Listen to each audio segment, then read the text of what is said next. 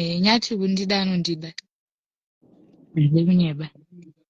Aya ndo mashoko aTrustly Faith allegedly ari kudanana naVanyati. Guys, Vanyati vabva vareleasa an official statement vakati ivo ndoda kukusungisai, handidi vanhu vanotaura zvisina kukwana, handitolerate nonsense. Isu patiri pano tiri kuhwa kutsva, kuhwa kunge tiri kubuda ziya tikati maiwe zvatichaperera kujere. Welcome back to the channel. Please don't forget to like and subscribe. So musikana Trustly Faith wabuda achitaura naKatina Anania pa live yake explainer mafambiro avakaita kusvika pakuzoenda kuhotera. Vakadanana kusure mekunge Vanyati vamuvinga kuinbox vakati ivo zvinhu hazvisi kufamba zvakanaka, mainyati vari kuvanyima bonde, maybe nyaya yemimba kana kuti chii, ameno kumba kwavo ikoko. Asi manje nyaya yedu tazombosvika pakuzvibvunza kuti kochii mushure meyowe yaitika mumastreets palikiso zvakare machats between Faith naMainyati. Tangodecida kusaisa mani guys kuti marriage ichiri diki mani iyi ichiri kutemwa dzinobudaro regai vana vaenderere mberi varegererane internet tikazvipesta apa haizokanganwi. So message yacho yanga iri kuti rega kuramba wachitiposta ndiMainyati vadaro. Musikana akati why muchidaro Mainyati ndokuti iwe unozwa kuti ndiri Mainyati saka handiziye kuti dambudziko rako riri pai. Trustly Faith wazopindura akati you are wrong. Azo explainer what she means akati iye Nyati ari kutoda zvekutodana Faith zvekutodaro, uye he did not mind kuti nyaya iyi iburitswe out there. Actually Nyati wanted the story to be out there. Tikafungisisa muworld content creation everything is possible. Vanhu vanocreata mascandals akadai kuitira kuti mapage avo apushe. Pamwe nenguva watoona kuti budget yacho yakura yamanepi, zvinhu zvisati zvabalansa, ukangotsorowa zvinenge zviscandal kudai, so aiwa ukangoita viral mapage anosumuka zvobva zvangoendeka zvakanaka. But anyway, Katina ari kuti iye bamukuru ndo nunzva tunzva, musikana paari kuti akablokewa, bamukuru ndivo vakainga vari mediator. Musikana achitaura nabamukuru, bamukuru voudza Nyati nekuti Nyati anga azobloka musikana. Live yacho yanga yakati rebei, vanokwanisa kundozvionera kuna Katina. Aiwa zvakangonaka, isusu regai tingokupai padiki pataurwa nemusikana uyu. Asi tomboda kuzvibvunza tisati taisa audio iyi, kwakambonzi musikana uyu muSouth African, asi nyaya yazoperera kuna Trustly Faith. Zvakare musikana uyu why is she claiming, nekuti ari kuti patakasvika kuhotera Vanyati vakatouya nezvitesting kit zvavo kuti vabate kuziva kuti ropa remusikana rakamira sei. Hey, munhu akafamba akarodza akagadzirira, asi zvinoratidzawo kuti this is very important. Munhu anotoziva kuti ropa ndo rakakosha naika. Ukaziva kuti ropa rakamira sei unogona kupinda yeke. Manetizens abva angotanga yowe mushure mekunge Gilbert ati iye don't worry, you get your chance to speak but it will be in front of the court where real evidence matters.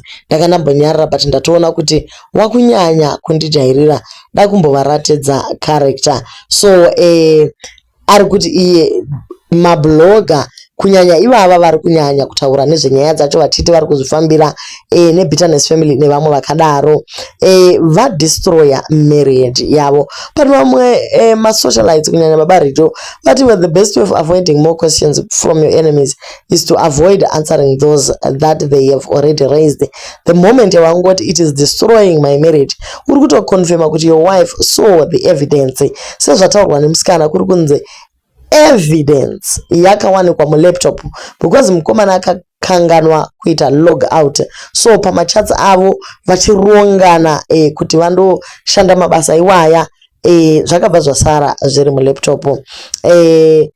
Thomas Chishanja ari kuti hey sorry but hapana kwaunoenda, true or false imba haiperi zvekudaro muramo, shinga urimo Joyi usabude ipapo. Joyi mukaka uchaoma hawo, murume ngadzikame aitire pasi pemvura. Zvakaoma kuita celebrity deve vanhu vadzidzawo vabvunza Thomas Chishanje naitomula zvinofambiswa sei kana paitika zvakadai? Iwewe chinoita kuti uite mabasa aya usingabatwe chiko naiwe. So your marriage haimbodestroyiki zvekudaro. Zuro ndizuro makatiisira kukisi pano mukati twa mukati hapana zvichatiwira hezvi makutyaka. Kungoti timu racho bitterness kana vabata bhonzo, aiwa kuita imbwa yabata bhonzo chaiko rinorumwa kusvika rachenuruka, havasi kuzomboreka. But anyway, Graceful Creations yadecida kunyorawo advice ikati, children, the nyatters, you need to learn and understand because you're still children, still babies in the eyes of life. Some of your age group are still in school, still learning how the world works. So when elders speak, sit down and listen. If you desire to take anyone to court, do it quietly. There's no need to broadcast it on social media, because if it goes wrong, and it can, you will have made yourself the laughing stock. Handle it privately and let the results speak when the time is right. Listen and listen very carefully. Take a moment of reflection. Be still. The noise you are creating is damaging your own name, your own brand. You are not fighting them anymore. You are fighting yourself. Stop digging your own grave. Protect your future. Protect your peace. The character you are displaying now is not the character that made people support your marriage. It's not the character that drew over 1 million followers to your journey. It's not the character that moved people to contribute towards the lifestyle you are now enjoying. Be very careful. The enemy comes to steal, kill, and destroy, and sometimes he does it by convincing you to show a different face, a face that people will no longer admire, a face that loses the very support that built you. That's how you lose, not just online, but in spirit, in purpose, and in destiny.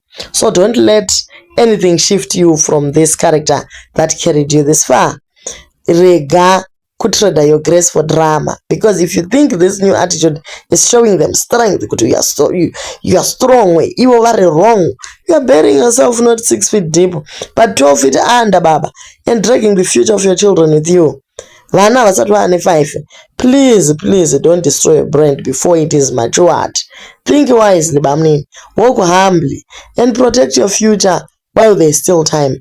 Munofunga kuti vana madambosa vana here maloya ekumanyisa vanhu kumakoti every time zvinhu zvavo zvichitaurwa. Patikana guys, pamwe pacho unotoona kuti no man, regai vanhu vataure, brand richikura tichienda takadaro, makambani achishanda nesu, because zvinotomakisa izvi. You will lose a lot of followers nenyaya dzekuda kurwa nevanhu idzi. If you haven't honestly cheated on your wife, there's no need to explain anything to anyone. The truth has to stay between you and your wife. You are human and you will make mistakes along the way. Kuchita, kudivorca, and zvimwe zvese zvinoitika marriage, muchato encounter that. If you kissed and got forgiven by your wife, that's what matters. To create a new content and ignore explaining. Moenderera mberi nekudanana muchikudza vana venyu. Mfanamika, you really need to calm down and scrutinize your circle and stop getting carried away with the fame and man. Few people will stand with you, but your wife is what you should value and protect. Stay away from girls. Focus on building your legacy. Every great man, chero muBhaibheri chaimo, because of women, they fell off the ladder.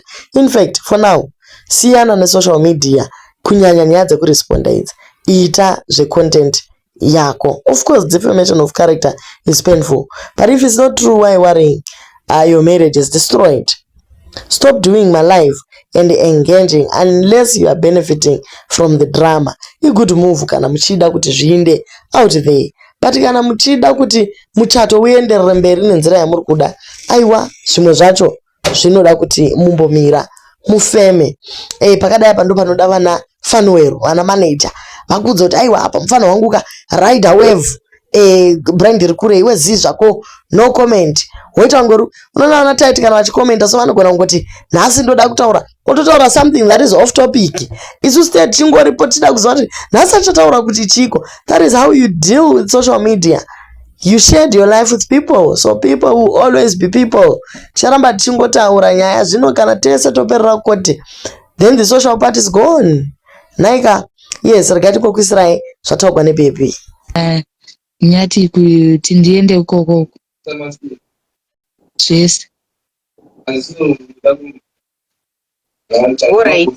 Saka question yangu imwe yandoda kuvunza Faith ndeyekuti after iwewe Nyati mamuchidanana muchibvumirana kuti muri kuda kuzoroorana haachadi mukadzi ari kumunyima bonda nditi iwe ukauya ukaprotecta Nyati ukati inini handidanani naNyati ketina ari kunyepa handiti saka pandazokutsvaga iwewe chazoita kuti uchizobvuma kuti ndakuda kutaura nyaya yangu yese chinyi asi taura hako chokwadi panapa we don't judge you ende inini ndotori kusaidhi kwako zvekudaro hauna chawakambokanganisa ini ndakusaidhi kwako nekuti mai Nyati vakanditi ndivabuditsire nyaya yavo ndobva vandikanda pasi pebhazi vakubuda vari pambendekete indikatukwa nevanhu saka indakusaidhi kwako Nyati iwewe nikirikiri Faith saka pane mubvunzo wangu ndepekuti chii chazoita nhasi wazosvotwa here kuti wabhulokwa nenhamba yaNyati taure chokwadi zvako hati kujaji panapa hati jaji kubhita nesifamily chazokusvota iwewo kuzoti uzobvuma kuuya kwandiri munhu anga ambobuditsa nyaya yangu amboramba chii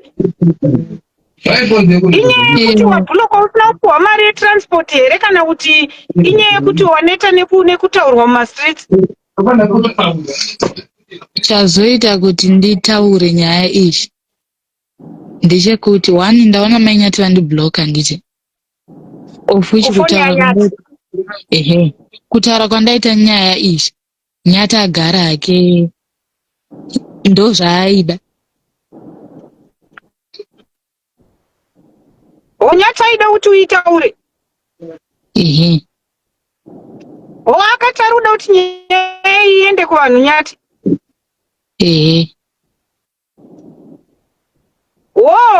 saka munhu anga asiri kuda kuti nyaya iyi oraiti saka Nyati kuti nyaya itaurwe anga achiitira kuti zviite sei kuti ave nepisi here kana kuti nekuti ari kukuda saka hamaindi kuti public izvizive aikudza ndoda kuti itaurwe aitaura achiti chii Nyati kundida anondida ndekunyeba iwe unomuda here Nyati